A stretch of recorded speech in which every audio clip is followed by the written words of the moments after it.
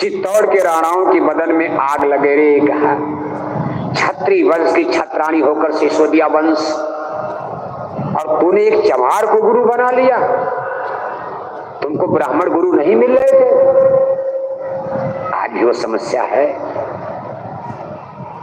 महापुरुष सोच रहे हैं कि भाई हम कहां चलें। अब हिंदू के घर में जन्म लेंगे, मुसलमान, भारत में मुसलमान आ गए, पूरी दुनिया में फैल गया इस्लाम।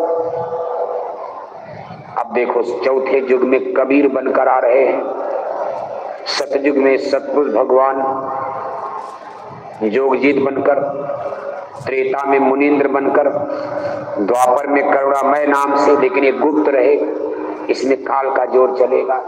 जब भी ऐसा होगा, ये नियम बन चुका, जब जब कलयुग आएगा संतों का प्रचार होगा। सतयुग लगते ही संतों का प्रचार। ये सतयुग जो लगेगा, ये वो सतयुग नहीं, सतयुग त्रेता द्वापर कलयुग श्री ये नहीं है। गुरु महाराज ने कहा भाई कलयुग में कलयुग जाएगा और कलयुग में संत युग आएगा। सतयुग नहीं बल्कि ये संत युग आएगा।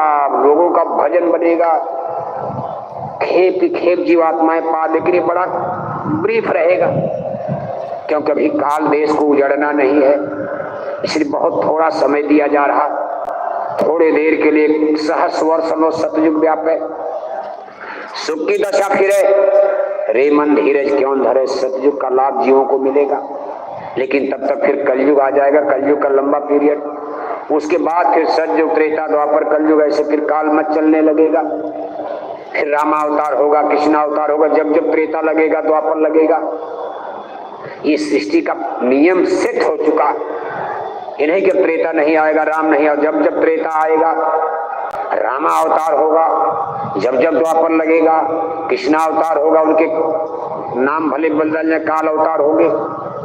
और जब कलयुग आएगा तो संत अवतार यहाँ होते रहेंगे। यही सतयुग एक ऐसा युग है जिसमें बहुत सारी सुरतें सतलोक जाएगी। इसीलिए गोस्वामी महाराज ने रामायण में लिखा, कलयुग समयुग यान नहीं, जो नर कर विश्वास।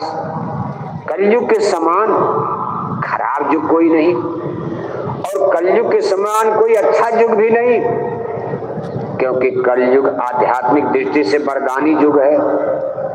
जब जब धरती पर कलयुग लगेगा संत मिलेंगे।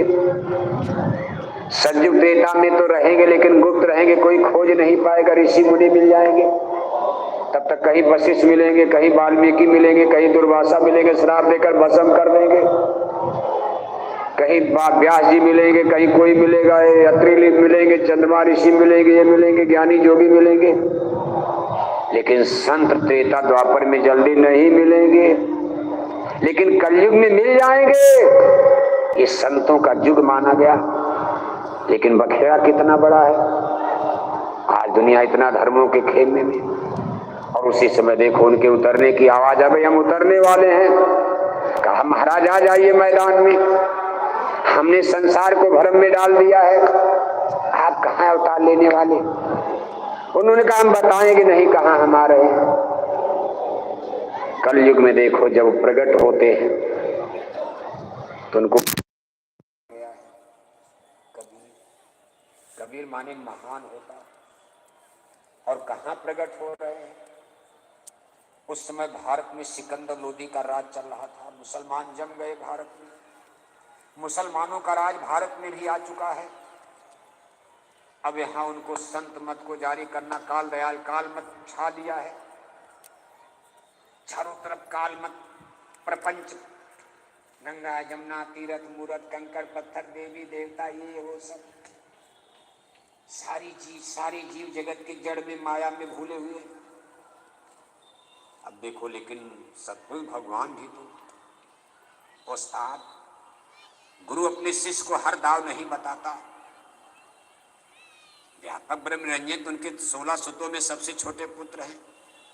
पिता के सामने इनकी क्या चलेगी अगर वो जब चाहे, लेकिन अब चूंकि वरदान दे दिए उसी अनुसार काम करना, तो उन्होंने देखो ऐसे मध्यम मार्गी रास्ते से काशी नगरी को उन्होंने चुन लिया कि हम प्रकट होंगे। काशी नगरी में आए, जुलाहा घर में पालन पोषण हुआ, नीरू नीमा कहानी आप जानते हो।